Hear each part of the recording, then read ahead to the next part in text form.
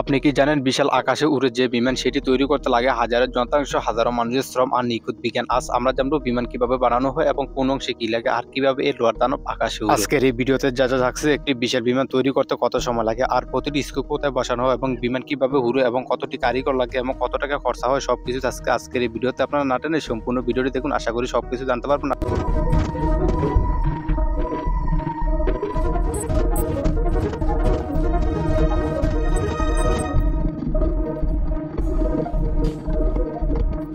বিমান তৈরি কাজ শুরু হয় ডিজাইন রুমে। এখানে ইঞ্জিনিয়ারিং আর কম্পিউটার মডেল বানায়, যেখানে প্রতিটি অংশ পাকা ফিউজলেস ইঞ্জিন, সিট, ককপিট এবং ডিজিটাল ভাবে আঁকা হয়। এই ডিজাইন পাস শুরু হলে প্রোটোটাইপ তৈরির কাজ শুরু হয়। একটি বিমানে ব্যবহার করা হয় এমন ধাতু যা হালকা কিন্তু অনেক শক্তিশালী। সবচেয়ে ব্যবহৃত হয় অ্যালুমিনিয়াম এবং টাইটানিয়াম কম্পোজিট ফাইবার। একেবারে বেরিং বা অ্যাভাস তৈরি প্রায় 25 লাখের বেশি যন্ত্রাংশ লাগে। প্রতিটি যন্ত্রাংশে বোর্ড আলাদা নম্বর দিয়ে বসানো হয় যাতে কোনো ভুল না হয়। একটি বিমানের 5টি প্রধান অংশ রয়েছে। 1 নম্বর হচ্ছে ফিউজলেজ, যেখানে যাত্রী বসে। 2 নম্বর হচ্ছে উইংস, পাখা যা লিফট দেয়। 3 নম্বর হচ্ছে টেইললেস, দিক নিয়ন্ত্রণ করে।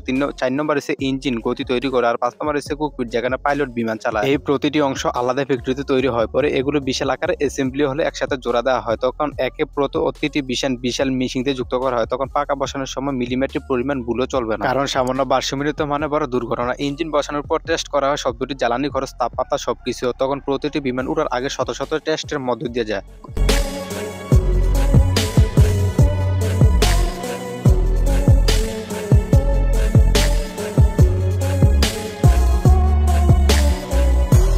বিমানের কারিগররা যা যা টেস্ট করে, প্রথম হচ্ছে গ্রাউন্ড টেস্ট, তারপর উইন্ড টানেল টেস্ট, তারপর ফ্লাইট টেস্ট। তখন পাইলটটা এসে বসে পরীক্ষা করে তখন বিমান কত উচ্চতার গতিতে স্থির থাকতে পারে, জরুরি মুহূর্তে ব্রেক কেমন কাজ করে ইত্যাদি। বিমানুরা এটি পুরোপুরি বিজ্ঞানের উপর নির্ভর করে। যখন ইঞ্জিন বাতাসকে পেছনের দিকে ঠেলে দেয় তখন থ্রাস্ট তৈরি হয়। তখন পাকার আগে বিকৃত বাতাসের উপর নিচ ভাগ করে দেওয়া হয়। তখন লিফট ফোর্স তৈরি হয় যা বিমানের উপর তুলে, আর গতিতে কমলে বিমান নিচে একে বলে ড্রাগ। এই 4টি শক্তি ভারসাম্য বিমানুরা লিফট, উইন্ড, থ্রাস্ট, ড্রাগ সব পরীক্ষা শেষ হলে বিমানের ভিতরে বসানো হয় সিট, মনিটর, কন্ট্রোল সিস্টেম। এরপর সেটি উড়ে ক্রেতা দেশের দিকে, যেমন বাংলাদেশ বিমানের ড্রিম লাইন এসেছে বুই ফ্যাক্টরি থেকে। তারপর শুরু বিমানের বাস্তব জীবন, আকাশে উড়ার গৌরব। এক একটা বিমান শুধু নয়, এটি মানব মেধার প্রযুক্তির একটি অসাধারণ সৃষ্টি। তাই পরের বার আকাশে কোনো বিমান দেখলে মনে রাখবেন এটা হাজারো মানুষের ঘাম ও স্বপ্নের ফল। বিজ্ঞান, শ্রম আর সময় মিলে তৈরি হয় এক টুকরো আকাশ, শেষে হালকা সাইন। এখন আমরা জানবো বিমান কিভাবে ডিজাইন করে। 3D কম্পিউটার সফটওয়্যারে বিমানের প্রতিটি অংশ ডিজাইন করে। কোথায় লাগবে পাইলট, ককপিট, কোথায় লাগবে ফুয়েট এবং কোথায় এমনকি স্কুপ বসানোর স্থান পর্যন্ত পরিকল্পনা করে একটি কম্পিউটার 3D। আর ওস্তাদারা একটি বিমান বানানো কমপ্লিট হলে ইঞ্জিন বসানোর পর পরীক্ষা করা হয় কত গতিতে বাতাস টানে, কত জ্বালানি খরচ হয় আর শব্দ কেমন হয়। জেট ইঞ্জিন এর ভেতরে বাতাসটাকে টেনে নিয়ে তাপ